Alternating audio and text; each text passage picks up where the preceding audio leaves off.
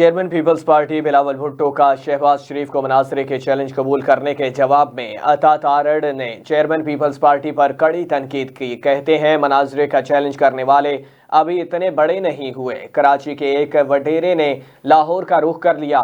نواز شریف نے اپنا ایک کارکن وڈیرے کے مقابلے میں اتارا ہے۔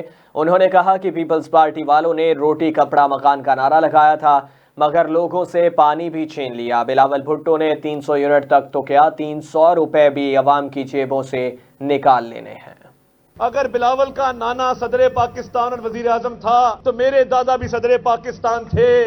فرق صرف اتنا ہے کہ انہوں نے صدر بنتے ہی اپنی تمام جائیداد سرکار پاکستان کے نام لگا دی تھی، اور انہوں نے جیسے ہی حکومت میں آتے ہیں تو 10% شروع ہو جاتا ہے۔ 90 کی دہائی میں 10% تھا، اب وہ 40% پہ پہنچ چکے ہیں۔ سسٹم چلتا ہے، سسٹم کراچی کی گلیوں میں واٹر ٹینکر پھرتے ہیں، روٹی کپڑا مکان کا نعرہ لگایا تھا، لوگوں سے پانی چھین لیا۔